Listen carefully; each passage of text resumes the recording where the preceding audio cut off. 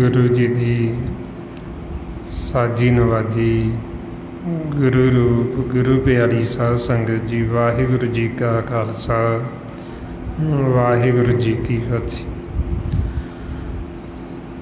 सतगुरु गुरबाणी गुरु विच जो आपां नूं उपदेश बख्शिश कर रहे, आपां नूं समझाउंदे कि जो साडे मन की खुराक है अमृत रस नाम रस, वो रस की सानू किवें प्राप्ति होवे, किहड़ी विधि किहड़ी जुगती किहड़ा तरीका असी वरतीए,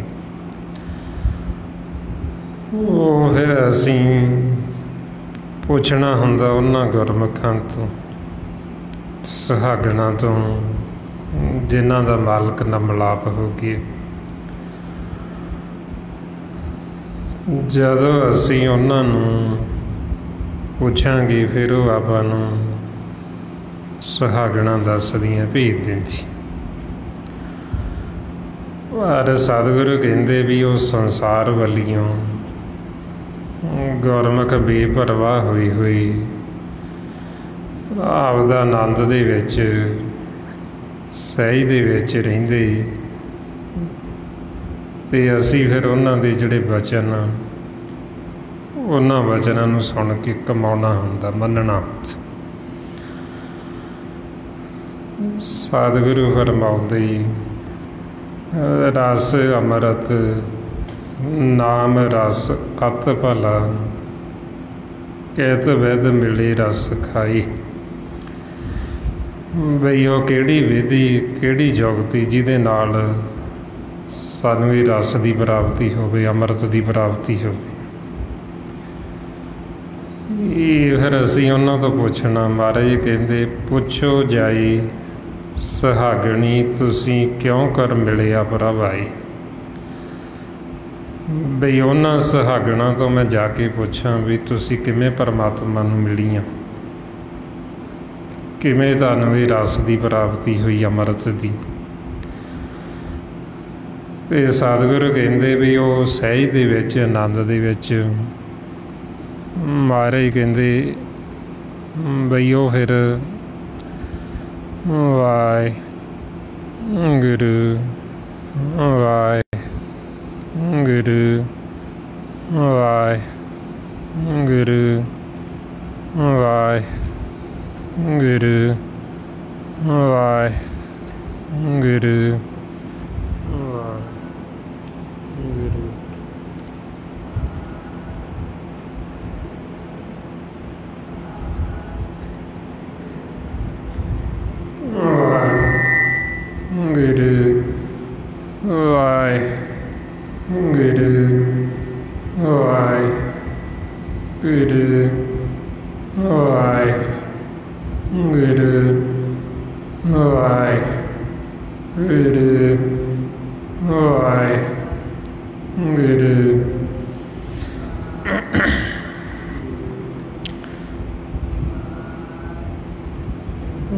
ਵਾਹਿਗੁਰੂ ਜੀ ਕਾ ਖਾਲਸਾ ਵਾਹਿਗੁਰੂ ਜੀ ਕੀ ਫਤਿਹ। ਸਤਿਗੁਰੂ ਕਹਿੰਦੇ ਵੀ ਜਦੋਂ ਅਸੀਂ ਉਹਨਾਂ ਸੁਹਾਗਣਾਂ ਤੋਂ ਪੁੱਛਦੇ ਤੇ ਉਹਨਾਂ ਦੀ ਕੀ ਅਵਸਥਾ, ਮਹਾਰਾਜ ਕਹਿੰਦੇ ਉਹ ਬੇਪਰਵਾਹ ਨ ਬੋਲਣੀ, ਹਉ ਮਲ ਮਲ ਧੋਵਾਂ ਤਿਨ ਪਾਈ। ਸੰਸਾਰ ਵਲਿਓ ਬੇਪਰਵਾਹ ਗੁਰਮੁਖ, ਉਹਨਾਂ ਨੂੰ ਕਿਸੇ ਦੀ ਕਾਣ ਨਹੀਂ, ਉਹਨਾਂ ਨੂੰ ਕਿਸੇ ਦੀ ਮੁਹਤਾਜੀ ਨਹੀਂ ਹੈ।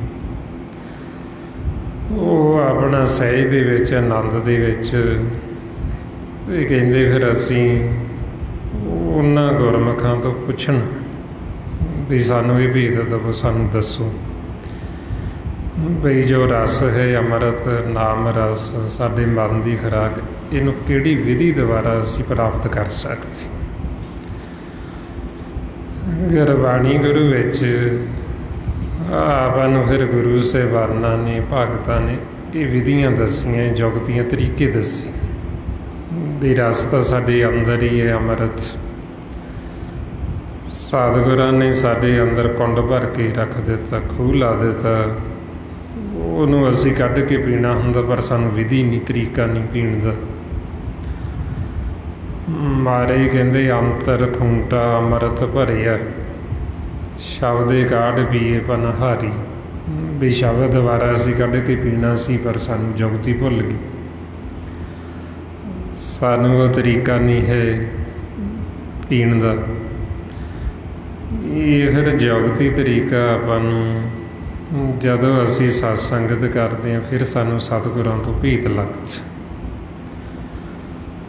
ਸਾਨੂੰ ਸਮਝਾਉਂਦੇ ਵੀ ਅੰਮ੍ਰਿਤ ਸਾਡੇ ਸਾਰਿਆਂ ਦੇ ਅੰਦਰ ਹੀ ਹੈ, ਨਾਮ ਰਸ ਅੰਮ੍ਰਿਤ ਰਸ ਉਹ ਸਾਡੇ ਅੰਦਰ ਹੀ ਪਿਆ। ਜਿੰਨੇ ਵੀ ਘਾਟ ਸਰੀਰ ਨੇ ਸਭ ਦੇ ਅੰਦਰ ਅੰਮ੍ਰਿਤ, ਜੇਤੇ ਘਟ ਸਭ ਹੀ ਮੈਂ ਅੰਮ੍ਰਿਤ। ਮਹਾਰਾਜ ਕਹਿੰਦੇ ਜਿੰਨੇ ਵੀ ਘਟ ਨੇ ਸਭ ਦੇ ਅੰਦਰ ਹੀ ਅੰਮ੍ਰਿਤ। ਪਰ ਜਿਹੜਾ ਮਨਮੁਖ ਜੀਵ ਹੈ ਉਹਨੂੰ ਇਹ ਭੇਤ ਨਹੀਂ ਆਉਂਦਾ ਵੀ ਮੇਰੇ ਅੰਦਰ ਅੰਮ੍ਰਿਤ। ਜਿਵੇਂ ਮਹਾਰਾਜ ਉਦਾਹਰਨ ਦਿੰਦੇ ਵੀ ਮਿਰਗ ਹੈ, ਉਹਦੇ ਅੰਦਰ ਕਸਤੂਰੀ ਹੈ, ਪਰ ਉਹਨੂੰ ਗਿਆਨ ਨਹੀਂ, ਉਹਨੂੰ ਸੋਝੀ ਨਹੀਂ, ਉਹਨੂੰ ਭੇਤ ਨਹੀਂ। ਉਹ ਕਸਤੂਰੀ ਦੇ ਵਿੱਚੋਂ ਖੁਸ਼ਬੂ ਆਉਂਦੀ ਹੈ ਤੇ ਉਹ ਬਾਹਰ ਨੂੰ ਭੱਜਦਾ, ਉਹਨੂੰ ਪਤਾ ਨਹੀਂ ਵੀ ਮੇਰੇ ਅੰਦਰ। ਹੜ ਇਸੇ ਤਰ੍ਹਾਂ ਹੀ ਸਾਡੇ ਘਰ ਦੇ ਵਿੱਚ ਹੀ ਉਹ ਅੰਮ੍ਰਿਤ ਮੌਜੂਦ ਹੈ, ਪਰ ਜਿਹੜਾ ਮਨਮੁਖ ਹੈ ਉਹਨੇ ਉਹਦਾ ਕਦੇ ਸਵਾਦ ਨਹੀਂ ਚੱਖਿਆ, ਉਹਨੂੰ ਨਹੀਂ ਪਤਾ ਵੀ ਅੰਮ੍ਰਿਤ ਕਿੱਦਾਂ ਦਾ ਹੁੰਦਾ। ਸਤਿਗੁਰੂ ਫਰਮਾਉਂਦੇ ਘਰ ਹੀ ਮੈਂ ਅੰਮ੍ਰਿਤ ਭਰਪੂਰ ਹੈ, ਮਨਮੁਖਾਂ ਸਾਧ ਨਾ ਪਾਇਆ। ਜਿਉ ਕਸਤੂਰੀ ਮਿਰਗ ਨਾ ਜਾਣੇ, ਭਰਮ ਦਾ ਭਰਮ ਭੁਲਾਇਆ। ਬਈ ਮਨਮੁਖ ਨੂੰ ਨਹੀਂ ਪਤਾ ਬਈ ਉਹ ਅੰਮ੍ਰਿਤ ਮੇਰੇ ਅੰਦਰ ਹੈ ਤੇ ਉਹਦਾ ਸਵਾਦ ਕਿਹੋ ਜਿਹਾ, ਕਿਉਂਕਿ ਉਹਨੇ ਕਦੀ ਉਹ ਅੰਮ੍ਰਿਤ ਪੀਤਾ ਹੀ ਨਹੀਂ, ਕਦੇ ਉਹਨੇ ਚੱਖਿਆ ਹੀ ਨਹੀਂ। ਨਾ ਅੰਮ੍ਰਿਤ ਦਾ ਭੇਤ ਹੋਣ ਕਰਕੇ ਉਹਨੂੰ ਨਹੀਂ ਭੇਤ ਵੀ ਇਹ ਜੋ ਅੰਮ੍ਰਿਤ ਹੈ ਇਹ ਅੰਮ੍ਰਿਤ ਕਿੱਥੇ ਮੇਰੇ ਅੰਦਰ ਪਿਆ। ਹੜੇ ਅੰਮ੍ਰਿਤ ਦੀ ਸਾਰ ਉਹੀਓ ਗੁਰਮੁਖ ਜਾਣਦੇ ਜਿਹੜੇ ਅੰਮ੍ਰਿਤ ਦੇ ਵਪਾਰੀ ਨੇ। ਮਹਾਰਾਜ ਕਹਿੰਦੇ ਅੰਮ੍ਰਿਤ ਕੀ ਸਾਰ ਸੋਈ ਜਾਣੇ, ਜੋ ਅੰਮ੍ਰਿਤ ਕਾ ਵਪਾਰੀ ਜੀਓ। ਵੀ ਜਿਹੜਾ ਅੰਮ੍ਰਿਤ ਦਾ ਵਪਾਰੀ ਉਹਨੂੰ ਪਤਾ ਵੀ ਅੰਮ੍ਰਿਤ ਜੋ ਹੈ ये अमर कर देने वाली वस्तु है। ये अमृत कोई मामूली नहीं है। जिन्हें अमृत पीता वो सदा लिए अमर होगी। अमृत पीवे अमर सो होवे। और अमृत है जोड़ा वो एक ही है। अमृत कोई दो नहीं। ये नहीं भी असी आखिए भी बाहरों अमृत हो रहे तो अंदर अमृत हो रहे। जो साडे अंदर अमृत है उहिओ पंज प्यारे जिहड़े गुरु रूप होंदे पूरन उहिओ सानू बाहरों तैयार करके वो पिआउंदे उहिओ अमृत। महाराज कहंदे जैन वडियाई तेरे नाम की तेरा ते मन माहे नानक अमृत एक है दूजा अमृत नाहीं। बई अमृत एक ही है, अमृत कोई दो नहीं है। जिहड़ा साडे अंदर अमृत आउंदा उहिओ सानू बाहरों तैयार करके दिता जांदा। और ये अमृत असीं नित पीना। जिवें आपां शरीर नूं प्रशादा भोजन रोज़ दिंदे रोज़ खांदे, इसे तरह ही साडे मन की खुराक है अमृत। ये असीं रोज़ पीना। जिन्हां ने अमृत पीता उन्हां नूं कहंदे सुहागणा। ये उन्हां दे अंदर ये दया पैदा हुंदी।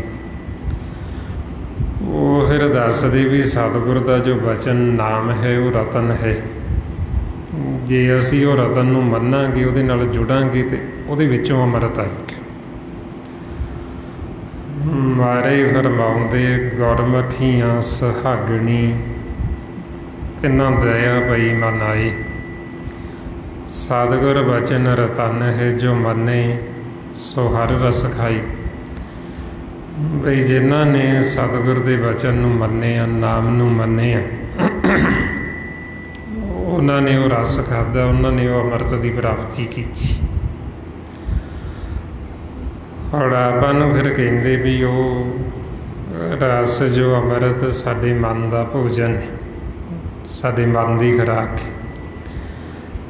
जे असीं मन नूं दवांगे तो साडे मन दे विच आत्म बल आएगा, ये तकड़ा हो जाएगा। जे इहनूं असीं रस नहीं देवांगे तो कमज़ोर हो जाएगा, ये लिसा हो जाएगा, निर्बल हो जाएगा। इहदे विच कोई बल नहीं रहना, इहदे विच कोई शक्ति नहीं रहनी। फिर इहदे अंदर कोई दया नहीं रहेगी, कोई नरमताई सहनशीलता सबर संतोख नहीं रहणगे। फिर इहदे विच मन दे कोई बल नहीं रहिंदा। जदों असीं मन नूं ये भोजन नहीं दिंदे, मन नूं खुराक नहीं दिंदे। इस वास्ते फिर महाराज कहंदे भी जिन्हां ने तां रस की प्राप्ति कर ली उन्हां नूं कहंदे भी वो वड्डे भागां वाले। उन्हां दा मन सहज विच आ गया तो वो वडभागी बन गए। महाराज कहंदे सहज आनंद हुआ वडभागी मन हर हर मीठा लाया। जिन्हां नूं ये रस की नहीं प्राप्ति हुई उन्हां नूं कहंदे भागां तो हीणे, भी जमां दे वस ने, भागहीन ने, नभागे ने। बई इन्हां नूं ये रस नहीं, इन्हां ने लिया मन की खुराक ते ये जमां दे वस ने, अगे जूना च चले जाणगे। वो भी आपां नूं सतगुरु रोज़ समझाउंदे जैन हर हर हर रस नाम न पाया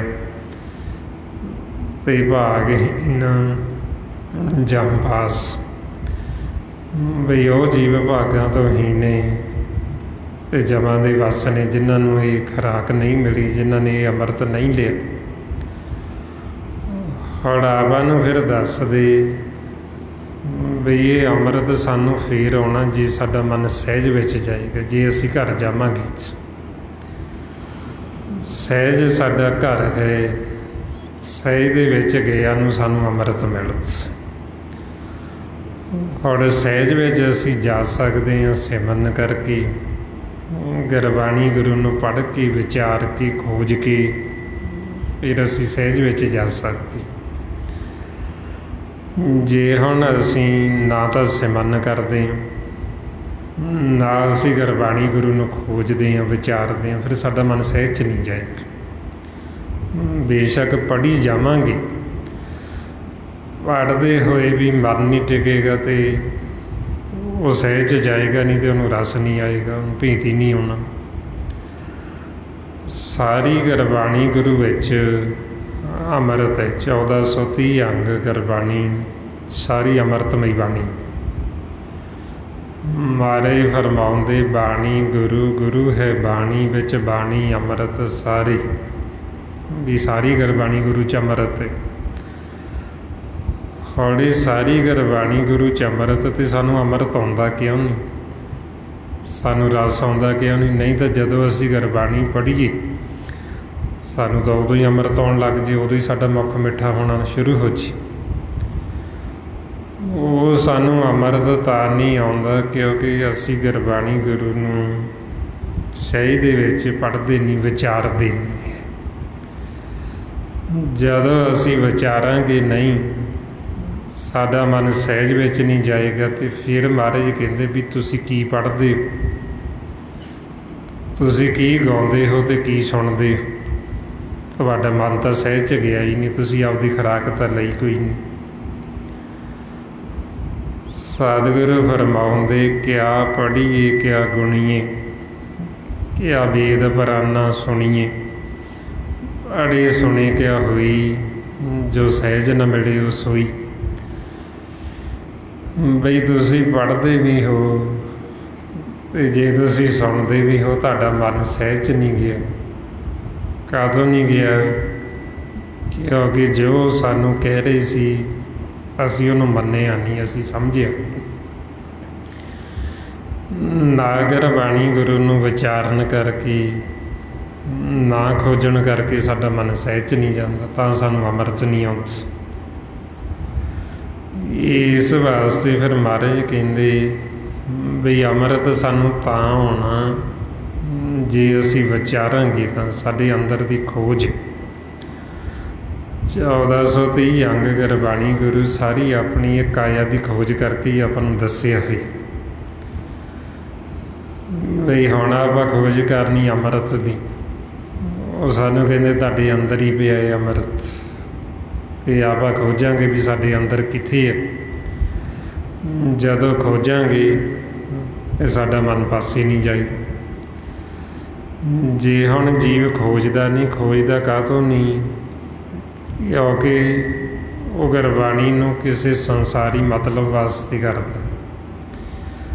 जदों असी विच कोई स्वार्थ रख लैंदे आ, कर्म बना लैंदे आ, जिवें संसार दा कर्म करदे आ इसे तरह कर्म बना लैंदे बई असी इन्नी क गुरबाणी पढ़नी है जी। ते वो जीव की करदा, नाल नाल संसार दा कुछ ना कुछ काम कीती जांदा, नाल नाल वो फटाफट पढ़ी जांदा। ते आन जिहड़ा मन वो विचारां च भज्जा फिरदा, नाल इधर उधर भी देखी जांदा भी कौन की करदा, विच ही बोलण भी लग जांदा भी आह काम आओ करो आओ करो। और जे असी इस तरह गुरबाणी नूं पढ़ांगे तो सानू समझ ही नहीं आनी, साडा मन टिकना ही नहीं। क्योंकि मन तो साडा उधर टाइम वल के टाइम देखी जाणगे भी इन्ने टाइम च इन्नी बाणी पढ़नी है, तो ध्यान तो टाइम वाल ही है भी छेती छेती करनी, फटाफट करनी, लेट ना हो जी। तो जदों इस तरह पढ़ांगे सानू रस नहीं आएगा, क्योंकि असी विचारांगे नहीं। जिन्हें गुरबाणी नूं विचारना सी, जिन्हें सहज जाना सी, वो तो बाहर भज्जा फिरदा पुरनियां च विचारां च। वो तां करके फिर साडा जिहड़ा मन वो धोता नहीं जाता, वो सहज नहीं आता, वो सानू रस नहीं आता। जिवें बच्चा छोटा होवे, माँ प्यो नूं नहाउण लगन तो वह बाहर भाजे तो उदों ही पानी डोली चलन। जिन्हों नहाउणा सी, जिन्हों शुद्ध करना सी, वो तो बाहर भज गए। और इसे तरह ही जो आत्मा है साडे अंदर, वो आत्मा बाणी पढ़ती रहिंदी। मन सी जिहड़ा मन बाहर भज जांदा, ਇਹ ਤਾਂ ਕਰਕੇ ਮਨ ਧੋਤਾ ਨਹੀਂ ਜਾਂਦਾ, ਨਾ ਇਹ ਮਨ ਗੁਰਬਾਣੀ ਪੜ੍ਹਦਾ ਅਤੇ ਨਾ ਸੁਣਦਾ ਹੈ। ਇਸ ਅਵਸਥਾ 'ਚ ਫਿਰ ਸਤਿਗੁਰੂ ਕਹਿੰਦੇ ਵੀ ਜੀਵ ਆਪਦੀ ਮੱਤ ਦੁਆਰਾ ਕਿੰਨੀ ਵੀ ਗੁਰਬਾਣੀ ਪੜ੍ਹੀ ਜਾਵੇ, ਆਪਣੀ ਮੱਤ ਦੁਆਰਾ ਕਿੰਨਾ ਵੀ ਸਿਮਰਨ ਕਰ ਲਏ, ਜਦ ਤੱਕ ਉਹ ਗੁਰੂ ਦੀ ਸ਼ਰਨ 'ਚ ਨਹੀਂ ਆਉਂਦਾ ਉਹਨਾਂ ਸਮਾਂ ਉਹਦਾ ਜਿਹੜਾ ਮਨ ਉਹ ਧੋਤਾ ਨਹੀਂ ਜਾਂਦਾ, ਉਹ ਨਿਰਮਲ ਨਹੀਂ ਹੁੰਦਾ, ਉਹਦੀ ਮੈਲ ਨਹੀਂ ਉਤਰਦੀ। ਸਤਿਗੁਰੂ ਕਹਿੰਦੇ ਬੇਸ਼ੱਕ ਤੁਸੀਂ ਇਹ ਭੇਤ ਉਹਨਾਂ ਗਿਆਨੀਆਂ ਤੋਂ ਪੁੱਛੋ ਜਾ ਕੇ ਵੀ ਜਿਨ੍ਹਾਂ ਨੂੰ ਇਹ ਸਾਰਾ ਗਿਆਨ ਹੈ ਵੀ ਇੱਦਾਂ ਪੜ੍ਹਨ ਦੇ ਨਾਲ ਮਨ ਦੀ ਮੈਲ ਨਹੀਂ ਉਤਰਦੀ। ਮਾਰੇ ਫਰਮਾਉਂਦੇ ਪੜ੍ਹਿਆਂ ਮੈਲ ਨਾ ਉਤਰੇ, ਪੁੱਛੋ ਗਿਆਨੀਆਂ ਜਾਈ, ਮਨ ਮੇਰੇ ਗੁਰ ਸ਼ਰਨ ਆਈ, ਪਾ ਨਿਰਮਲ ਹੋਏ ਮਨ ਮੁਖ, ਹਰ ਹਰ ਕਰ ਥਕੇ ਮੈਲ ਨਾ ਸਕੀ ਧੋਈ। ਸਤਿਗੁਰੂ ਕਹਿੰਦੇ ਵੀ ਮਨਮੁਖ ਜੀਵ ਆਪਣੀ ਮੱਤ ਦੁਆਰਾ ਕਰ ਕਰਕੇ ਥੱਕ ਗਏ, ਪਰ ਮਨ ਦੀ ਜਿਹੜੀ ਮੈਲ ਸੀ ਉਹ ਮੈਲ ਨਾ ਉਤਰੀ।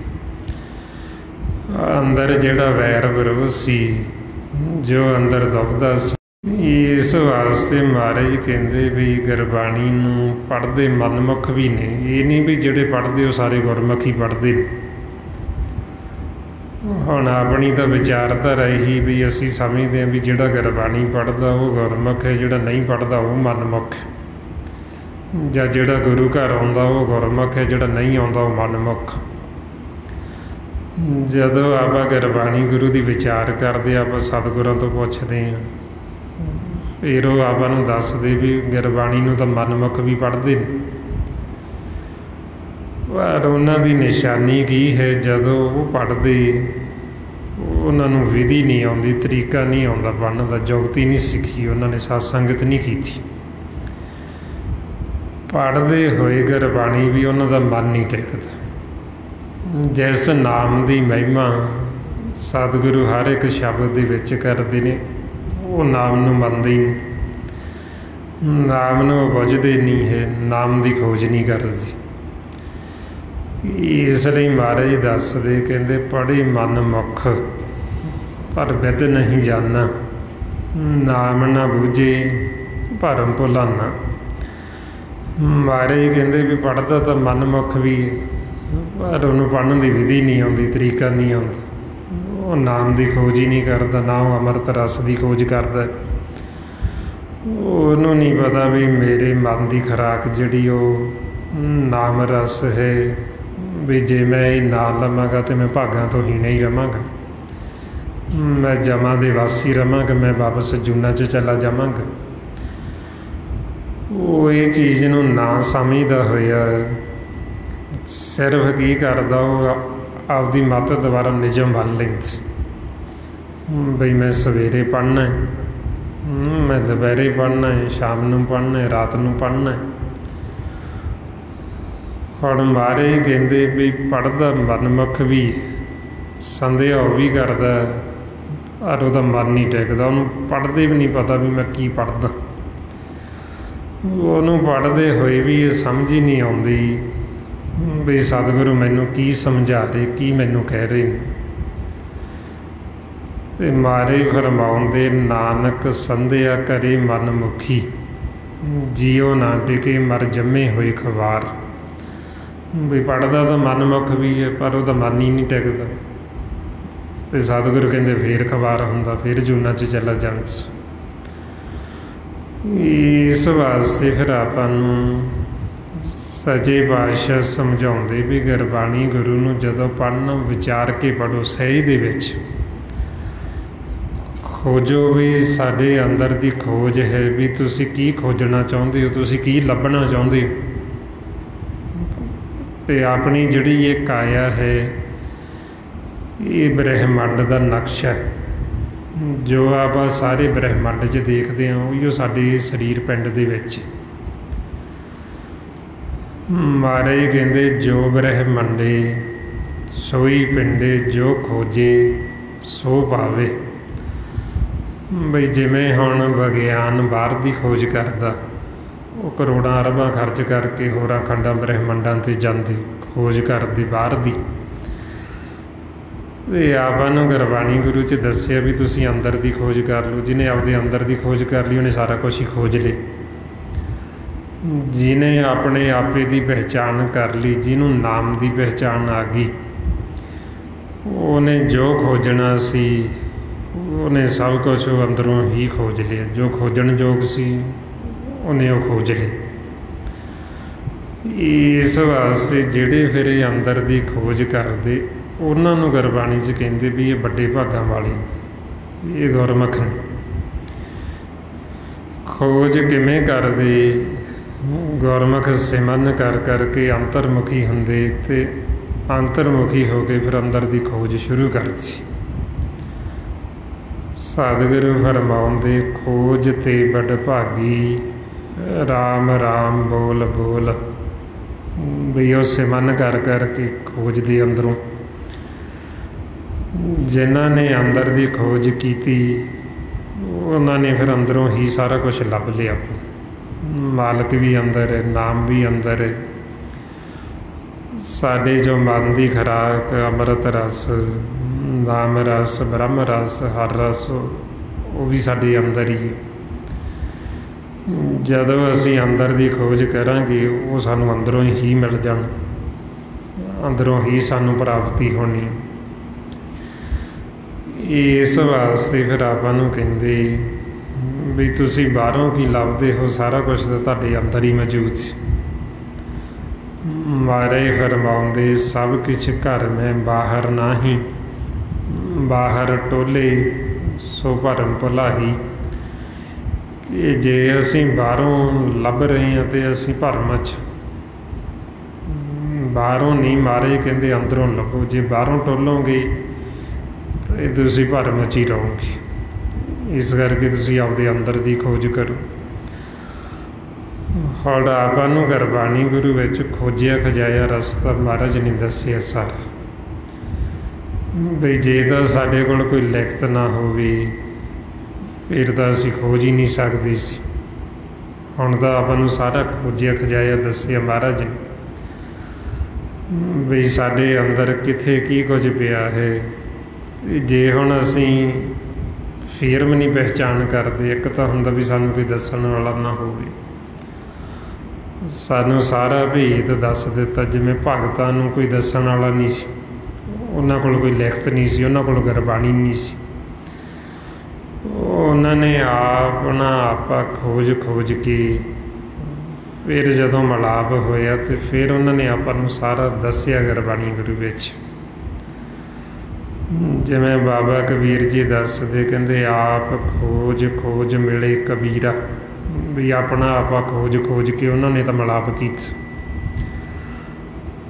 ਹੁਣ ਆਪਾਂ ਨੂੰ ਖੋਜਿਆ ਖਜਾਇਆ ਦੱਸ ਦਿੱਤਾ ਵੀ ਸਾਡੇ ਅੰਦਰ ਕਿੱਥੇ ਨਾਮ ਹੈ, ਕਿੱਥੇ ਅੰਮ੍ਰਿਤ ਹੈ, ਸਾਡਾ ਘਰ ਕਿੱਥੇ ਹੈ, ਕਿੱਥੋਂ ਸ਼ੁਰੂ ਹੁੰਦਾ, ਕਿੱਥੇ ਉਹਦਾ ਘਰ ਦਾ ਦਰ ਹੈ, ਕਿਵੇਂ ਅਸੀਂ ਉਹ ਦਰ ਨੂੰ ਖੋਲ੍ਹਣਾ, ਕਿਵੇਂ ਉਹ ਦਰ ਬੰਦ ਕੀਤਾ ਹੋਇਆ। ਅਤੇ ਉਹ ਸਾਰਾ ਸਾਨੂੰ ਦੱਸੀ ਜਾਂਦੇ। ਹੁਣ ਸਾਨੂੰ ਦੱਸੀ ਵੀ ਜਾਂਦੇ, ਜੇ ਅਸੀਂ ਫਿਰ ਵੀ ਨਾ ਚੱਲੀਏ ਫਿਰ ਤਾਂ ਆਪਾਂ ਨੂੰ ਕਹਿੰਦੇ ਵੀ ਹੁਣ ਚੱਲਣਾ ਤਾਂ ਅਸੀਂ ਆਪ ਹੀ ਹੈ। ਅਤੇ ਜੇ ਅਸੀਂ ਹੁਣ ਫਿਰ ਵੀ ਨਹੀਂ ਮੰਨਦੇ ਤੇ ਫਿਰ ਸਾਨੂੰ ਕਹਿੰਦੇ ਵੀ ਇਹ ਨਿਭਾਗੇ ਨੇ, ਵੀ ਇੱਦੋਂ ਹੁਣ ਹੋਰ ਵੱਧ ਕੀ ਸਮਝਾਇਆ ਜਾਵੇ, ਕੀ ਦੱਸਿਆ ਜਾਵੇ। ਵੀ ਸਾਰਾ ਕੁਛ ਤਾਂ ਸਾਨੂੰ ਦੱਸੀ ਜਾ ਰਹੇ ਨੇ। ਆਪਾਂ ਨੂੰ ਜਿਵੇਂ ਦੱਸਦੇ ਵੀ ਪਰਮਾਤਮਾ ਜੋ ਹੈ ਉਹ ਸਾਡੇ ਇੰਨਾ ਨੇੜੇ ਹੈ ਵੀ ਅਸੀਂ ਉਹਦੇ ਵਿੱਚ ਵੱਸਦੇ ਹਾਂ ਅਤੇ ਉਹ ਸਾਡੇ ਵਿੱਚ ਵੱਸਦਾ। ਇਹ ਜਿਹੜਾ ਸਰੀਰ ਇਹਨੂੰ ਤਨ ਕਹਿੰਦੇ, ਪਰਮਾਤਮਾ ਨੂੰ ਹਰ ਕਹਿੰਦੇ, ਵਾਹਿਗੁਰੂ ਨੂੰ। ਅਤੇ ਆਪਾਂ ਨੂੰ ਸਮਝਾਉਂਦੇ ਹਰ ਮੇ ਤਨ ਹੈ, ਤਨ ਮੇ ਹਰ ਹੈ, ਸਰਬ ਨਿਰੰਤਰ ਸਵੇਰੇ। ਵੀ ਅਸੀਂ ਹਰੀ ਦੇ ਵਿੱਚ ਹਾਂ, ਸਾਡਾ ਇਹ ਤਨ ਹਰੀ ਦੇ ਵਿੱਚ ਹੈ, ਪਰਮਾਤਮਾ ਦੇ। ਅਤੇ ਉਹ ਸਾਡੇ ਅੰਦਰ ਵੀ ਅਤੇ ਬਾਹਰ ਵੀ ਚਾਰ ਚੁਫੇਰੇ ਮੌਜੂਦ ਹੈ। ਪਰਮਾਤਮਾ ਨੂੰ ਬ੍ਰਹਮ ਕਿਹਾ ਹੈ, ਆਪਾਂ ਨੂੰ ਜਨ ਕਿਹਾ ਹੈ। ਇਹ ਮਹਾਰਾਜ ਸਮਝਾਉਂਦੇ ਬ੍ਰਹਮੇ ਜਨ, ਜਨ ਮੇ ਪਾਰ ਬ੍ਰਹਮ। ਵੀ ਅਸੀਂ ਉਹਦੇ ਵਿੱਚ ਹਾਂ ਅਤੇ ਉਹ ਸਾਡੇ ਵਿੱਚ।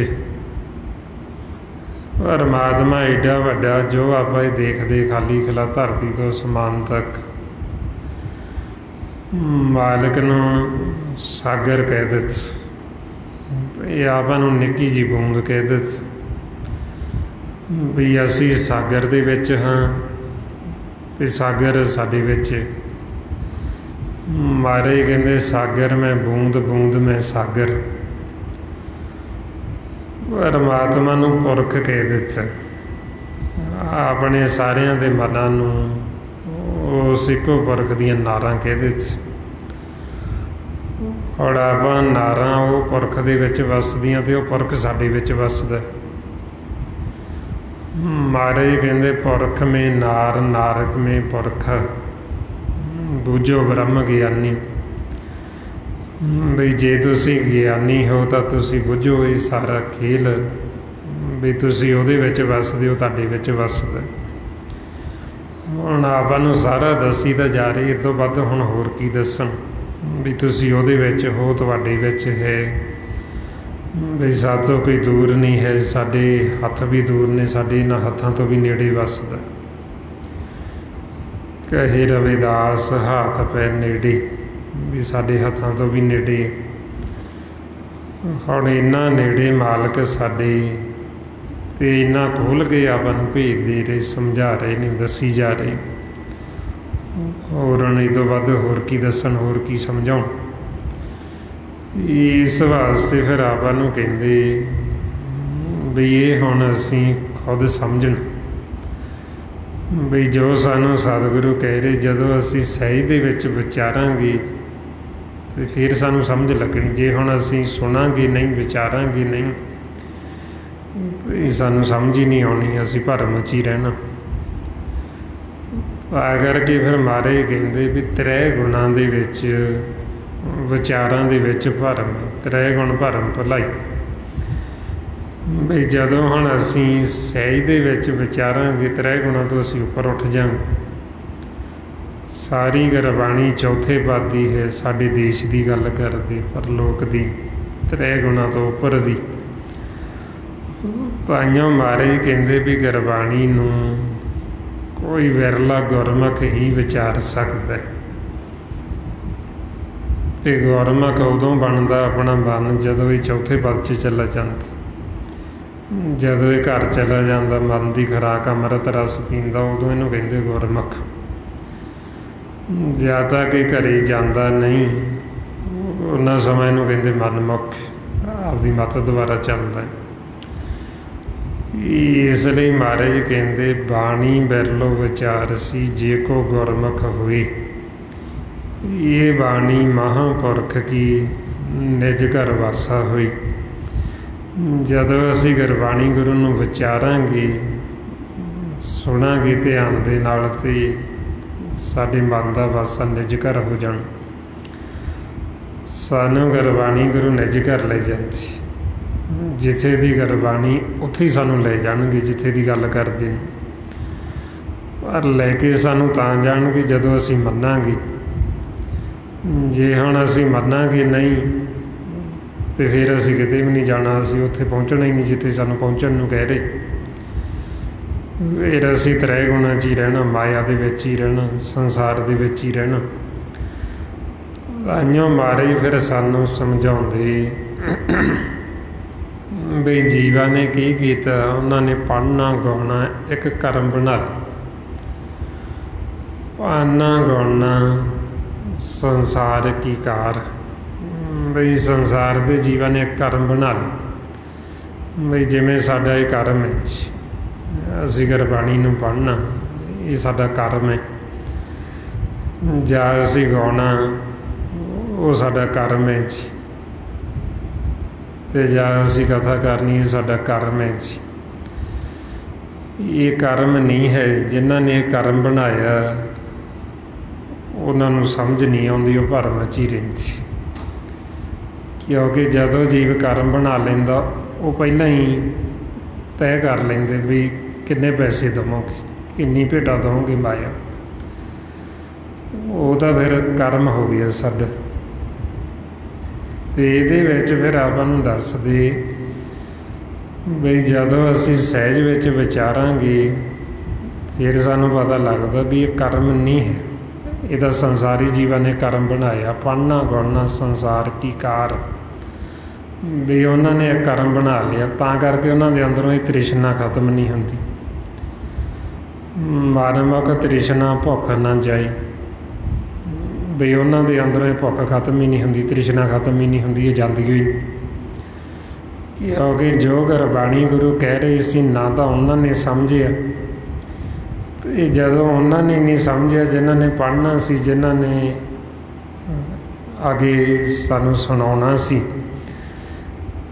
ਤੇ ਜਦੋਂ ਉਹਨਾਂ ਨੇ ਨਹੀਂ ਸਮਝਿਆ ਤੇ ਫਿਰ ਗਾਂ ਅਸੀਂ ਕੀ ਸਮਝਣਾ ਸੀ। ਜਦੋਂ ਉਹਨਾਂ ਨੇ ਤਾਂ ਸਾਨੂੰ ਦੱਸਣਾ ਸੀ, ਅਸੀਂ ਉਹਨਾਂ ਤੋਂ ਸਮਝਣਾ ਸੀ।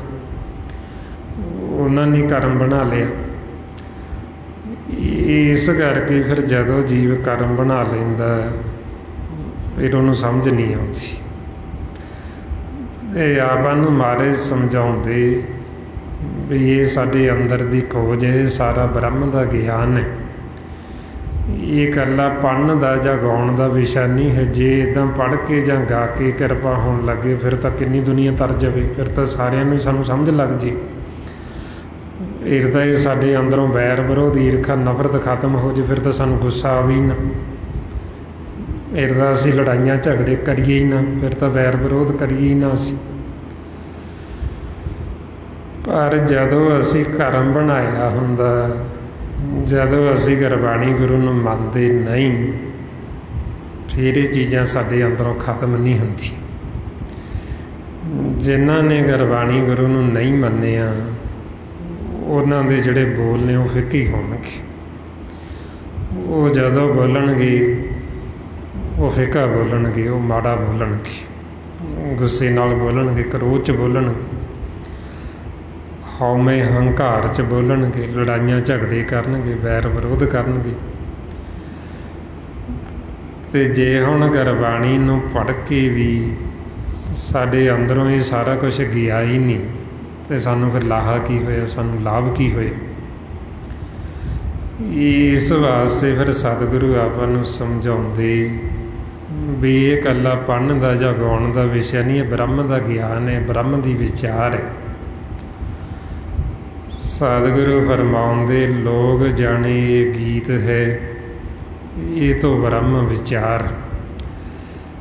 ਜੇ ਹੁਣ ਅਸੀਂ ਗੁਰਬਾਣੀ ਗੁਰੂ ਨੂੰ ਆਪ ਨਹੀਂ ਪੜ੍ਹਾਂਗੇ, ਵਿਚਾਰਾਂਗੇ ਨਹੀਂ, ਅਸੀਂ ਧਿਆਨ ਨਾਲ ਸੁਣਾਂਗੇ ਨਹੀਂ, ਤੇ ਸਾਨੂੰ ਕੋਈ ਲਾਭ ਨਹੀਂ ਹੋਣਾ ਬਹੁਤ। ਜਿਵੇਂ ਹੁਣ ਜੀਵ ਕੀ ਕਰਦੇ ਵੀ ਕਈਆਂ ਜੀਵਨ ਦਾ ਕਰਮ ਬਣਾ ਲਿਆ ਵੀ ਸਾਡਾ ਕਰਮ ਹੈ ਪੜ੍ਹਨਾ, ਤੇ ਕਈਆਂ ਨੇ ਕਰਮ ਬਣਾ ਲਿਆ ਵੀ ਚਲੋ ਜੀ ਆਪਾਂ ਕਰਾ ਦਿੰਦੇ, ਵੀ ਪਾਠ ਕਰਾਉਣਾ ਹੈ ਤੇ ਆਪਾਂ ਕਰਾ ਦਿੰਦੇ ਹਾਂ ਜੀ। ਹੁਣ ਕਰਾ ਵੀ ਲਿਆ, ਤੇ ਜੇ ਪੁੱਛੀਏ ਵੀ ਕਿੰਨਾ ਕੁ ਸਮਾਂ ਤੁਸੀਂ ਗੁਰਬਾਣੀ ਨੂੰ ਸੁਣਿਆ, ਤੇ ਸਤਿਗੁਰੂ ਆਪਣੇ ਘਰ ਆਏ, ਸਤਿਗੁਰੂ ਸਾਨੂੰ ਕੀ ਉਪਦੇਸ਼ ਦੇ ਕੇ ਗਏ, ਕੀ ਸਾਨੂੰ ਸਮਝਾ ਕੇ ਗਏ। ਤੇ ਜੇ ਜੀਵ ਆਖੇ ਮੈਨੂੰ ਤਾਂ ਪਤਾ ਹੀ ਨਹੀਂ, ਤੇ ਫਿਰ ਉਹਨੂੰ ਲਾਭ ਕੀ ਹੋਇਆ, ਉਹਨੂੰ ਲਾਹਾ ਕੀ ਹੋਇਆ, ਉਹ ਤਾਂ ਕਰਮ ਬਣ ਗਿਆ ਨਾ। ਸੋ ਇਸ ਕਰਕੇ ਫਿਰ ਮਹਾਰਾਜ ਸਾਨੂੰ ਸਮਝਾਉਂਦੇ ਵੀ ਇਸ ਤਰ੍ਹਾਂ ਨਾ ਕਰੀਏ, ਵੀ ਗੁਰਬਾਣੀ ਗੁਰੂ ਨੂੰ ਆਪ ਵਿਚਾਰੀਏ, ਆਪ ਅਸੀਂ ਮੰਨੀਏ। ਜਦੋਂ ਅਸੀਂ ਆਪ ਵਿਚਾਰਾਂਗੇ, ਆਪ ਅਸੀਂ ਸਿਮਰਨ ਕਰਾਂਗੇ, ਤੇ ਫਿਰ ਸਾਡੇ ਮਨ ਦੀ ਮੈਲ ਉਤਰਨੀ। ਜਿਹੜਾ ਕਰੇਗਾ ਉਹਦੀ ਉਤਰੇਗੀ, ਜਿਹੜਾ ਹੁਣ ਕਰੇਗਾ ਹੀ ਨਹੀਂ ਉਹਦੀ ਥੋੜ੍ਹੀ ਉਤਰਨੀ। ਜਿਵੇਂ ਹੁਣ ਪ੍ਰਸ਼ਾਦਾ ਭੋਜਨ ਜਿਹੜਾ ਛਕੇਗਾ ਉਹਦੀ ਹੀ ਤ੍ਰਿਪਤੀ ਹੋਏਗੀ, ਉਹਦਾ ਹੀ ਪੇਟ ਭਰੇਗਾ। ਹੁਣ ਜੇ ਆਖੇ ਕੋਈ ਦੂਜਾ ਵੀ ਮੇਰਾ ਭਰ ਜੇ, ਉਹਦਾ ਥੋੜ੍ਹੀ ਭਰਨਾ। ਇਸੇ ਤਰ੍ਹਾਂ ਹੀ ਹੁਣ ਜਿਹੜਾ ਸਿਮਰਨ ਕਰੇਗਾ ਉਹਦੇ ਮਨ ਨੂੰ ਹੀ ਸਹਿਜ ਵਿੱਚ ਜਾਣਾ, ਉਹਨੂੰ ਹੀ ਸੁੱਖ ਮਿਲਣਾ, ਉਹਨੂੰ ਹੀ ਸ਼ਾਂਤੀ ਆਉਣੀ। ਜਿਹੜਾ ਮਨ ਅਭਿਆਸ ਕਰੇਗਾ, ਜਿਹੜਾ ਖੋਜ ਕਰੇਗਾ, ਉਹਨੇ ਸਹਿਜ 'ਚ ਜਾਣਾ ਤੇ ਉਹਨੂੰ ਅੰਮ੍ਰਿਤ ਦੀ ਪ੍ਰਾਪਤੀ ਹੋ। ਇਸ ਵਾਸਤੇ ਫਿਰ ਆਪਾਂ ਨੂੰ ਸਤਿਗੁਰੂ ਕਹਿੰਦੇ ਵੀ ਤੁਸੀਂ ਆਪ ਕਰੋ। ਜਦੋਂ ਤੁਸੀਂ ਆਪ ਕਰੋਗੇ ਫਿਰ ਤੁਹਾਡਾ ਮਨ ਮੰਨੇਗਾ। ਜਦ ਤੱਕ ਅਸੀਂ ਆਪ ਨਹੀਂ ਕਰਦੇ ਸਾਡਾ ਮਨ ਮੰਨਦਾ ਹੀ ਨਹੀਂ। ਭਾਈਆਂ ਭਗਤਾਂ ਨੇ ਆਖਿਆ ਨਾ ਵੀ ਸਾਡਾ ਤਾਂ ਮਨ ਮੰਨ ਗਿਆ। ਉਹਨਾਂ ਦਾ ਮਨ ਕਿਵੇਂ ਮੰਨਿਆ? ਕਿਉਂਕਿ ਉਹ ਆਪ ਅਭਿਆਸ ਕਰਕੇ ਸਹਿਜ ਵਿੱਚ ਗਏ। ਜਦੋਂ ਸਹਿਜ 'ਚ ਗਏ ਉਹਨਾਂ ਨੂੰ ਨਾਮ ਦੀ ਪ੍ਰਾਪਤੀ ਹੋਈ, ਫਿਰ ਉਹਨਾਂ ਨੂੰ ਉਹ ਅੰਮ੍ਰਿਤ ਰਸ ਦੀ ਪ੍ਰਾਪਤੀ ਹੋਈ, ਫਿਰ ਉਹਨਾਂ ਦਾ ਮਨ ਮੰਨਿਆ। ਮਹਾਰਾਜ ਕਹਿੰਦੇ ਕਬੀਰ ਜਬ ਜਾਣਿਆ ਤਉ ਮਨ ਮਾਨਿਆ, ਮਨ ਮਾਨੇ ਲੋਕ ਨਾ ਭਤੀਜੇ, ਨਾ ਭਤੀਜੇ ਤਉ ਕਿਆ ਕੀਜੇ। ਹੁਣ ਉਹ ਕਹਿੰਦੇ ਵੀ ਸਾਡਾ ਤਾਂ ਮਨ ਮੰਨ ਗਿਆ। ਕਦੋਂ ਮੰਨੇ ਆ? ਜਦੋਂ ਆਪ ਘਰ ਵਿੱਚ ਗਏ, ਜਦੋਂ ਆਪ ਸੁਣ 'ਚ ਗਏ, ਜਿਹਨੂੰ ਮਹਾਰਾਜ ਕਹਿੰਦੇ ਆਪ ਮਨ ਉਲਟ ਸਨਾਤਨ ਹੋਊਗਾ ਤਬ ਜਾਣੇ ਜਬ ਜੀਵਤ ਮੂਗਾ। ਵੀ ਹੁਣ ਸਾਡਾ ਮਨ ਉਲਟ ਗਿਆ ਇੱਧਰੋਂ ਸੰਸਾਰ ਵਾਲੇ ਪਾਸੇ। ਪਹਿਲਾਂ ਬਾਹਰ ਮੁਖੀ ਸੀ, ਬਾਹਰ ਭਜਦਾ ਸੀ, ਹੁਣ ਬਾਹਰੋਂ ਅੰਦਰ ਆ ਗਿਆ। ਇਹਨੂੰ ਕਹਿੰਦੇ ਉਲਟ ਜਾਣਾ। ਪਹਿਲਾਂ ਇਹ ਸਾਡੇ ਗਿਆਨ ਇੰਦਰੀ ਬਾਹਰ ਮੁਖੀ ਹੁੰਦੇ, ਇਹਨਾਂ ਨੇਤਰਾਂ ਦੁਆਰਾ ਅਸੀਂ ਬਾਹਰ ਦੇਖੀ ਜਾਂਦੇ ਮਾਇਆ ਨੂੰ, ਕੰਨਾਂ ਦੁਆਰਾ ਅਸੀਂ ਬਾਹਰ ਦੀਆਂ ਮਾਇਆ ਦੀਆਂ ਆਵਾਜ਼ਾਂ ਸੁਣੀ ਜਾਂਦੇ, ਰਸਨਾ ਦੁਆਰਾ ਅਸੀਂ ਬੋਲੀ ਜਾਂਦੇ ਸੰਸਾਰ ਦੀਆਂ ਗੱਲਾਂ। ਜਦੋਂ ਅਸੀਂ ਉਲਟ ਜਾਂਦੇ ਹਾਂ ਫਿਰ ਇਹੋ ਅੰਦਰ ਨੂੰ ਹੋ ਜਾਂਦੇ।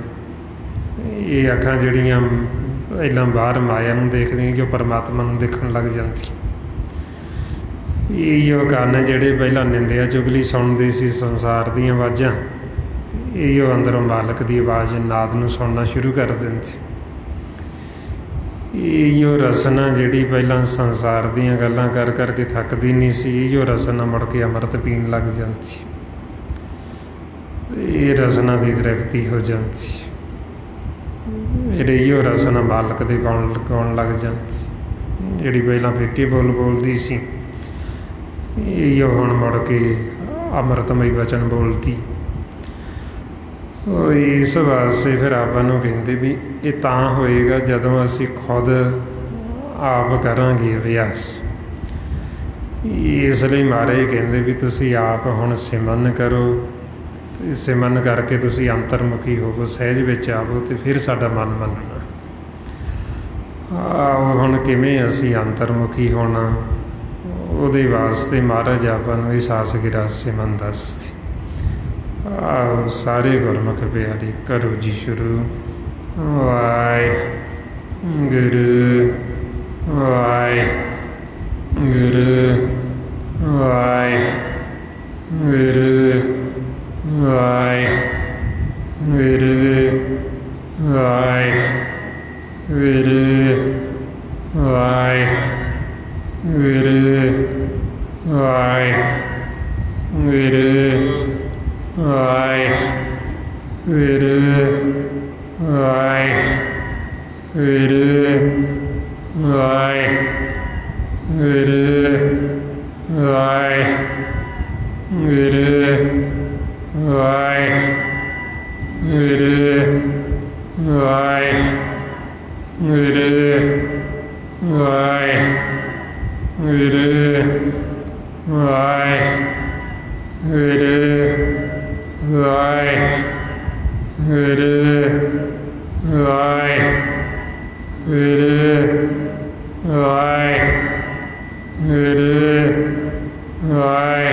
ਵਾਹਿਗੁਰੂ ਵਾਹਿਗੁਰੂ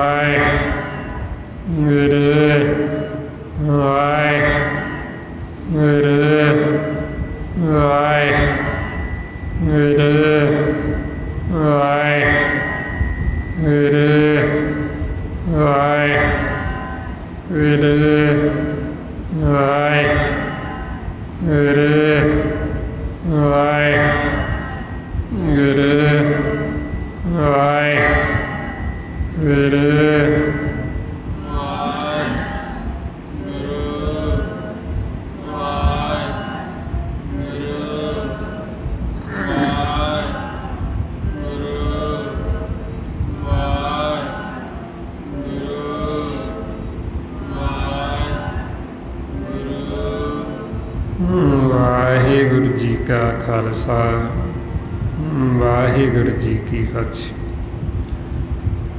ਜਿਉਂ-ਜਿਉਂ ਆਵਾ ਗੁਰਮੁਖ ਪਿਆਰਿਓ ਇਸ ਤਰੀਕੇ ਦੇ ਨਾਲ ਸਹਿਜ ਦੇ ਵਿੱਚ ਸਿਮਰਨ ਕਰਦੀ ਜਾਂਦੀ, ਫਿਰ ਆਪਣੇ ਮਨ ਨੂੰ ਰਸ ਆਉਣਾ ਸ਼ੁਰੂ ਹੋ ਜਾਂਦਾ, ਸਾਡਾ ਮੁੱਖ ਮਿੱਠਾ ਹੋਣਾ ਸ਼ੁਰੂ ਹੋ ਜੀ, ਸਾਨੂੰ ਅੰਮ੍ਰਿਤ ਆਉਣ ਲੱਗ ਜੀ। ਇਸੇ ਵਰਤਾਈ ਮਹਾਰਾਜ ਕਹਿੰਦੇ, ਰਸ ਅੰਮ੍ਰਿਤ ਨਾਮ ਰਸ ਅਤ ਭਲਾ, ਇੱਕ ਵਿਧ ਮਿਲੇ ਰਸ ਖਾਈ। ਵੀ ਉਹ ਕਿਹੜੀ ਵਿਧੀ ਦੁਆਰਾ ਅਸੀਂ ਰਸ ਨੂੰ ਖਾਈਏ, ਰਸ ਨੂੰ ਪੀਏ।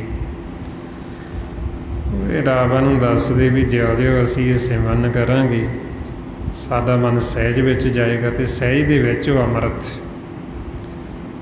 ਸਹਿਜ ਦੇ ਵਿੱਚ ਉਹ ਰਸ।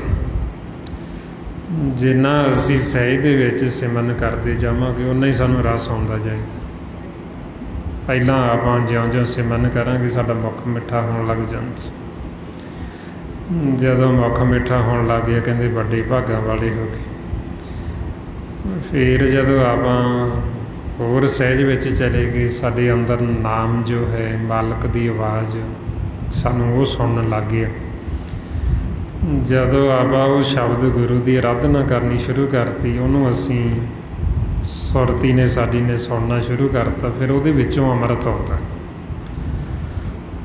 ਉਹ ਜਿਹੜਾ ਅੰਮ੍ਰਿਤ ਫਿਰ ਜਿਉਂ-ਜਿਉਂ ਅਸੀਂ ਉਹ ਨਾਮ ਨੂੰ ਸੁਣੀ ਜਾਵਾਂਗੇ ਅਤੇ ਉਹ ਰਸ ਵੱਧਦਾ ਹੀ ਜਾਂਦਾ, ਫਿਰ ਉਹ ਧਾਰ ਪੈਣ ਲੱਗ ਜਾਂਦੀ, ਫਿਰ ਤੁਪਕੇ ਡਿੱਗਣ ਲੱਗ ਜਾਂਦੀ ਆਪਣੀ ਰਸਨਾ 'ਚ। ਫਿਰ ਆਪਾਂ ਨੂੰ ਪਤਾ ਲੱਗਦਾ ਵੀ ਇਹ ਹੈ ਅੰਮ੍ਰਿਤ, ਸਾਡੇ ਮਨ ਦਾ ਭੋਜਨ, ਸਾਡੇ ਮਨ ਦੀ ਖੁਰਾਕ,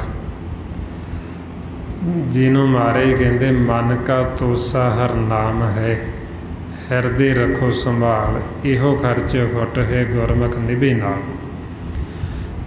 ਬਈ ਫਿਰ ਸਾਨੂੰ ਪਤਾ ਲੱਗਦਾ ਵੀ ਸਾਡੇ ਮਨ ਦਾ ਜਿਹੜਾ ਤੋਸਾ, ਸਾਡੇ ਮਨ ਦਾ ਭੋਜਨ ਆਹ ਹੈ ਅੰਮ੍ਰਿਤ, ਸਾਡੇ ਮਨ ਦੀ ਖੁਰਾਕ। ਜਿਵੇਂ ਸਰੀਰ ਦੀ ਖੁਰਾਕ ਆਪਣੇ ਤਨ ਦੀ 36 ਪ੍ਰਕਾਰ ਦੇ ਅੰਮ੍ਰਿਤਮਈ ਭੋਜਨ ਰੱਖੇ ਨੇ ਸਰੀਰ ਵਾਸਤੇ, ਸਾਡੇ ਮਨ ਦੀ ਜਿਹੜੀ ਖੁਰਾਕ, ਸਾਡੇ ਸਾਰਿਆਂ ਦੇ ਮਨਾਂ ਦੀ ਉਹ ਅੰਮ੍ਰਿਤ, ਇੱਕ ਨਿਰੰਕਾਰੀ ਨਾਮ ਆਧਾਰ। ਵੀ ਅਸੀਂ ਨਿਰੰਕਾਰ ਦੇ ਬੱਚੇ, ਸਾਡਾ ਮਨ ਵੀ ਨਿਰੰਕਾਰ ਪਰਮੇਸ਼ਰ ਦਾ ਬੱਚਾ, ਪ੍ਰਕਾਸ਼ ਰੂਪ ਹੈ, ਅਤੇ ਸਾਡੇ ਸਾਰਿਆਂ ਦੇ ਮਨਾਂ ਦਾ ਭੋਜਨ ਹੈ ਜਿਹੜਾ ਉਹ ਅੰਮ੍ਰਿਤ। ਅਤੇ ਜਦੋਂ ਅਸੀਂ ਫਿਰ ਸਹਿਜ 'ਚ ਜਾਵਾਂਗੇ, ਸਾਨੂੰ ਅੰਮ੍ਰਿਤ ਮਿਲੇਗਾ। ਜਦੋਂ ਅਸੀਂ ਉਹ ਅੰਮ੍ਰਿਤ ਪੀਵਾਂਗੇ ਅਤੇ ਅਸੀਂ ਸਦਾ ਲਈ ਅਮਰ ਹੋ ਜਾਵਾਂਗੇ। ਸਤਿਗੁਰੂ ਕਹਿੰਦੇ ਅੰਮ੍ਰਿਤ ਪੀਵੇ ਅੰਮ੍ਰਿਤ ਹੋਵੇ, ਵੀ ਫਿਰ ਅਸੀਂ ਸਦਾ ਲਈ ਅਮਰ ਹੋ ਜਾਣਾ। ਅੰਮ੍ਰਿਤ ਪੀਵਾਂਗੇ ਅਤੇ ਅਮਰ ਹੋ ਜਾਵਾਂਗੇ। ਔਰ ਉਹ ਅਸੀਂ ਭੋਜਨ ਜਦੋਂ ਅਸੀਂ ਸਹਿਜ ਵਿੱਚ ਰਹਿਣਾ ਸ਼ੁਰੂ ਕਰਤਾ, ਗੁਰਮੁਖ ਉਹ ਸਦਾ ਹੀ ਪੀਂਦੇ ਰਹਿੰਦੇ। ਇਸ ਲਈ ਮਹਾਰਾਜ ਕਹਿੰਦੇ ਵੀ ਅੰਮ੍ਰਿਤ ਦੀ ਵਰਖਾ ਤਾਂ ਲਗਾਤਾਰ ਹੋ ਰਹੀ, ਬਾਹਰ ਵੀ ਹੋ ਰਹੀ, ਸਾਡੇ ਅੰਦਰ ਵੀ ਹੋ ਰਹੀ, ਸਦਾ ਹੀ ਵਰਸਦਾ ਅੰਮ੍ਰਿਤ। ਮਹਾਰਾਜ ਕਹਿੰਦੇ ਅੰਮ੍ਰਿਤ ਸਦਾ ਵਰਸਦਾ, ਬੂਝੇ ਬੁੱਝਣਹਾਰ। ਵੀ ਜਿਨ੍ਹਾਂ ਨੇ ਬੁੱਝਿਆ ਗੁਰਮੁਖਾਂ ਨੇ, ਉਹਨਾਂ ਨੂੰ ਪਤਾ ਵੀ ਅੰਮ੍ਰਿਤ ਦੀ ਵਰਖਾ ਤਾਂ ਲਗਾਤਾਰ ਹੋਈ ਜਾ ਰਹੀ ਹੈ। ਅੰਮ੍ਰਿਤ ਦਾ ਲਗਾਤਾਰ ਸਾਨੂੰ ਆਈ ਜਾ ਰਿਹਾ, ਉਹ ਬੰਦ ਹੁੰਦਾ ਹੀ ਨਹੀਂ। ਜਿਵੇਂ ਬਾਬਾ ਕਬੀਰ ਜੀ ਕਹਿੰਦੇ ਵੀ ਇੱਕ ਗੱਲ ਜਿਹੜੀ ਅਨੂਪ, ਵੀ ਮਾਲਕ ਨੇ ਸਾਡੇ ਮੁੱਖ ਨੂੰ ਇਹ ਪਾਉਣ ਦਾ ਪਿਆਲਾ ਲਾਇਆ ਹੋਇਆ, ਨਾ ਤਾਂ ਉਹ ਪਿਆਲਾ ਹਟਾਉਂਦਾ ਹੈ ਅਤੇ ਨਾ ਅਸੀਂ ਪੀਣੋਂ ਹਟਦੇ। ਉਹ ਸਾਡੇ ਮੁੱਖ ਤੋਂ ਨਾ ਪਿਆਲਾ ਹਟਾਵੇ ਅਤੇ ਨਾ ਅਸੀਂ ਪੀਣੋਂ ਹਟੀਏ, ਲਗਾਤਾਰ ਪੀਤੀ ਜਾਂਦੇ। ਮਹਾਰਾਜ ਕਹਿੰਦੇ ਇੱਕ ਜੋ ਬਾਤ ਅਨੂਪ ਬਣੀ ਹੈ, ਪੌਣ ਪਿਆਲਾ ਸਾਜੀਆ। ਬਈ ਮਾਲਕ ਨੇ ਪਾਉਣ ਦਾ ਸਵਾਸਾਂ ਦਾ ਪਿਆਲਾ ਆਪਣੇ ਮੁੱਖ ਨੂੰ ਲਾਇਆ, ਅਤੇ ਪਾਉਣ ਮਾਲਕ ਦੇ ਮੁੱਖ 'ਚੋਂ ਪ੍ਰਗਟ ਹੋ ਰਹੀ। ਪਰਮਾਤਮਾ ਦੇ ਮੁੱਖ 'ਚੋਂ ਜਦੋਂ ਪ੍ਰਗਟ ਹੋਣ ਕਰਕੇ ਨਾਮ ਵੀ ਉਹਦੇ ਮੁੱਖ 'ਚੋਂ ਪ੍ਰਗਟ ਹੋ ਰਹੇ, ਅਤੇ ਪਾਉਣ ਵੀ ਪ੍ਰਗਟ ਹੋ ਰਹੀ। ਇਸ ਕਰਕੇ ਫਿਰ ਪਾਉਣ ਦੇ ਵਿੱਚ ਵੀ ਅੰਮ੍ਰਿਤ ਆਉਂਦਾ, ਨਾਲ ਨਾਮ 'ਚ ਵੀ ਅੰਮ੍ਰਿਤ ਆਉਂਦਾ ਹੈ ਅਤੇ ਪਾਉਣ 'ਚ ਵੀ ਅੰਮ੍ਰਿਤ ਆਉਂਦਾ ਹੈ, ਕਿਉਂਕਿ ਦੋਵੇਂ ਹੀ ਮਾਲਕ ਦੇ ਮੁੱਖ 'ਚੋਂ ਪ੍ਰਗਟ ਹੋਏ। ਜਦੋਂ ਫਿਰ ਅਸੀਂ ਸਹਿਜ ਦੇ ਵਿੱਚ ਇਹ ਪਾਉਣਾ ਨੂੰ ਕੰਟਰੋਲ ਕਰਕੇ ਚੱਲਾਂਗੇ, ਨਾ ਤਾਂ ਸਾਨੂੰ ਕੋਈ ਵਿਚਾਰ ਆਵੇ, ਫੁਰਨਾ ਆਵੇ, ਨਾ ਸਾਨੂੰ ਅੰਮ੍ਰਿਤ ਰਸ ਹੋਣੋਂ ਹਟੇ। ਅਸੀਂ ਲਗਾਤਾਰ ਉਹ ਸਵਾਸ ਜਦੋਂ ਪਾਉਣ ਆਪਣੇ ਅੰਦਰ ਜਾਂਦੀ, ਉਹ ਇੰਨੀ ਠੰਡੀ ਹੋ ਜਾਂਦੀ, ਨਾਲ ਹੀ ਫਿਰ ਰਸ ਆਪਾਂ ਨੂੰ ਅੰਮ੍ਰਿਤ ਆਉਣਾ ਸ਼ੁਰੂ ਹੋ ਜਾਂਦਾ, ਜਿੰਨਾ ਅਸੀਂ ਸਹਿਜ ਦੇ ਵਿੱਚ ਹੋਵਾਂਗੇ। ਇਸ ਕਰਕੇ ਫਿਰ ਆਪਾਂ ਨੂੰ ਕਹਿੰਦੇ ਵੀ ਸਹਿਜ ਵਿੱਚ ਰਹੋ, ਸਹਿਜ ਆਪਣਾ ਘਰ ਹੈ। ਇਹ ਉਹਦੇ ਵਾਸਤੇ ਸਹਿਜ 'ਚ ਰਹਿਣ ਲਈ ਵੱਧ ਤੋਂ ਵੱਧ ਆਪਾਂ ਸਿਮਰਨ ਕਰਨਾ, ਗੁਰਬਾਣੀ ਗੁਰੂ ਨੂੰ ਜਦੋਂ ਪੜ੍ਹਨਾ, ਵਿਚਾਰਨਾ, ਖੋਜਣਾ, ਤਾਂ ਕਿ ਸਾਡਾ ਮਨ ਪਾਸੇ ਨਾ ਜਾਵੇ। ਜਦੋਂ ਅਸੀਂ ਗੁਰਬਾਣੀ ਗੁਰੂ ਨੂੰ ਵਿਚਾਰਾਂਗੇ, ਸਾਨੂੰ ਗੁਰਬਾਣੀ ਨੇ ਆਪੇ ਸਹਿਜ ਵਿੱਚ ਲੈ ਜਾਣਾ, ਕਿਉਂਕਿ ਜਿੱਥੇ ਦੀ ਗੱਲ ਕਰਦੇ ਉੱਥੇ ਹੀ ਲੈ ਜਾਂਦੀ ਸਾਨੂੰ ਸਹਿਜ 'ਚ। ਲੈ ਕੇ ਤਾਂ ਆ ਜਾਣਗੇ ਜਦੋਂ ਅਸੀਂ ਗੁਰਬਾਣੀ ਗੁਰੂ ਨੂੰ ਵਿਚਾਰਾਂਗੇ, ਸਮਝਾਂਗੇ ਵੀ ਸਾਨੂੰ ਕੀ ਕਹਿੰਦੇ ਨੇ। ਜੇ ਹੁਣ ਸਮਝਾਂਗੇ ਨਹੀਂ, ਵਿਚਾਰਾਂਗੇ ਨਹੀਂ, ਉੱਦਾਂ ਹੀ ਪੜ੍ਹੀ ਜਾਵਾਂਗੇ, ਫਟਾਫਟ ਪੜ੍ਹੀ ਜਾਵਾਂਗੇ, ਉਹ ਫਿਰ ਨਹੀਂ ਸਹਿਜ 'ਚ ਜਾਂਦਾ ਮਨ। ਤਾਂ ਕਰਕੇ ਫਿਰ ਆਪਾਂ ਨੂੰ ਕਹਿੰਦੇ ਬਈ ਵਿਚਾਰੋ। ਹਰ ਇੱਕ ਸ਼ਬਦ 'ਚ ਤਾਂਹੀਓ ਆਉਂਦਾ ਨਾ ਰਹਾਓ। ਰਹਾਓ ਦਾ ਭਾਵਨਾ ਵੀ ਠਹਿਰ ਜੋ, ਰੁਕ ਜੋ, ਵੀ ਕਾਹਲੀ ਨਾ ਪਵੋ। ਵੀ ਪਹਿਲਾਂ ਜਿੰਨਾ ਕੁ ਤੁਸੀਂ ਪੜ੍ਹਿਆ, ਰਹਾਓ, ਇਹਨੂੰ ਵਿਚਾਰ ਤਾਂ ਲਓ ਵੀ ਕੀ ਪੜ੍ਹਿਆ, ਕੀ ਕਹਿ ਰਹੇ ਨੇ, ਫਿਰ ਅੱਗੇ ਚੱਲਿਓ। ਉਹ ਹੁਣ ਜਦੋਂ ਅਸੀਂ ਵਿਚਾਰਾਂਗੇ, ਠਹਿਰਾਓ ਵਿੱਚ ਆਵਾਂਗੇ, ਅਤੇ ਸਾਨੂੰ ਸਮਝ ਲੱਗ ਜੇ ਵੀ ਕੀ ਕਹਿੰਦੇ ਨੇ। ਇਸ ਵਾਸਤੇ ਮਹਾਰਾਜ ਕਹਿੰਦੇ ਵੀ ਗੁਰਬਾਣੀ ਨੂੰ ਪੜ੍ਹ ਕੇ ਵਿਚਾਰੋ, ਖੋਜੋ, ਅਤੇ ਵੱਧ ਤੋਂ ਵੱਧ ਸਤਸੰਗਤ ਕਰੋ। ਜਿਵੇਂ ਹੁਣ ਬੱਚਾ ਸਕੂਲ 'ਚ ਆਉਂਦਾ, ਫਿਰ ਹੀ ਉਹਨੂੰ ਪੜ੍ਹਾਈ ਆਉਂਦੀ। ਜੇ ਉਹ ਸਕੂਲ 'ਚ ਨਾ ਆਵੇ, ਉਹਨੂੰ ਪੜ੍ਹਾਈ ਨਹੀਂ ਆ ਸਕਦੀ। ਇਸੇ ਤਰ੍ਹਾਂ ਹੀ ਹੁਣ ਗੁਰਬਾਣੀ ਗੁਰੂ ਬ੍ਰਹਮ ਵਿਦਿਆ, ਬ੍ਰਹਮ ਦਾ ਗਿਆਨ, ਜਦ ਤੱਕ ਅਸੀਂ ਸਤਸੰਗਤ ਨਹੀਂ ਕਰਦੇ, ਸਾਨੂੰ ਟੀਚਰ ਨਹੀਂ ਮਿਲਦੇ, ਉਹਨਾਂ ਸਮਾਂ ਸਾਨੂੰ ਸਮਝ ਨਹੀਂ ਆਉਂਦੀ ਗੁਰਬਾਣੀ ਗੁਰੂ ਦੀ। ਇਸ ਵਾਸਤੇ ਫਿਰ ਸੰਤ, ਸਾਧੂ, ਭਗਤ, ਗੁਰਸਿੱਖ, ਗੁਰਮਤਿ, ਇਹ ਟੀਚਰ ਹੁੰਦੇ। ਇਹਨਾਂ ਨੇ ਆਪਾਂ ਨੂੰ ਦੱਸਣਾ ਹੁੰਦਾ, ਸਮਝਾਉਣਾ ਹੁੰਦਾ ਵੀ ਸਾਨੂੰ ਗੁਰਬਾਣੀ ਗੁਰੂ ਕੀ ਕਹਿ ਰਹੇ, ਕੀ ਸਾਨੂੰ ਉਪਦੇਸ਼ ਦੇ ਰਹੇ। ਇਸ ਲਈ ਇਹ ਸਤਸੰਗਤ ਨੂੰ ਸਤਿਗੁਰ ਦਾ ਸਕੂਲ ਕਹਿੰਦੇ ਵੀ ਸਤਿਗੁਰਾਂ ਦੇ ਸਕੂਲ ਜਾ ਕੇ ਅਸੀਂ ਇਹ ਸਿੱਖਿਆ ਲੈਣੀ, ਸਾਰਾ ਅਸੀਂ ਭੇਤ ਲੈਣਾ। ਭਾਈਓ ਮਹਾਰਾਜ ਕਹਿੰਦੇ ਸਤ ਸੰਗਤ ਸਤਿਗੁਰ ਚਟਸਾਲ ਹੈ, ਜਿਤ ਹਰ ਗੁਣ ਸਿੱਖਾ। ਵੀ ਜਿੱਥੇ ਆ ਕੇ ਅਸੀਂ ਸਿੱਖਿਆ ਲੈਣੀ, ਸਿੱਖਣਾ। ਇਹ ਜੋ ਸਾਰਾ ਭੇਦ, ਸਾਰੀ ਸਿੱਖਿਆ ਗੁਰਬਾਣੀ ਗੁਰੂ ਦੁਆਰਾ ਆਪਾਂ ਨੂੰ ਦਿੱਤੀ ਮਹਾਂਪੁਰਖਾਂ ਨੇ। ਭਾਈ ਸਾਹਿਬ ਭਾਈ ਸੇਵਾ ਸਿੰਘ ਜੀ ਧਰਮਾਲਾ, ਉਸੇ ਗਿਆਨ ਨੂੰ ਹੀ ਆਪਾਂ ਇਹ ਵਾਰ-ਵਾਰ ਦ੍ਰਿੜ ਕਰਦੇ ਹਾਂ ਵੀ ਤਾਂ ਕਿ ਇਹ ਆਪਣੇ ਮਨ ਨੂੰ ਵੀ ਸਮਝ ਆ ਜੀ, ਸਾਡੇ ਹਿਰਦੇ 'ਚ ਵਸ ਜੀ। ਸੋ ਗੁਰਮੁਖ ਪਿਆਰਿਓ, ਇੰਨੀਆਂ ਬੇਨਤੀਆਂ, ਇੰਨੇ ਵਿਚਾਰ ਕਰਦੇ ਹੋਏ, ਜੇ ਕੋਈ ਐਸਾ ਸ਼ਬਦ ਬੋਲਿਆ ਗਿਆ ਹੋਵੇ ਸੰਗਤ ਅਤੇ ਸਤਿਗੁਰੂ ਬਖਸ਼ਣ ਯੋਗ ਨੇ, ਬਖਸ਼ ਲੈਣਾ ਜੀ।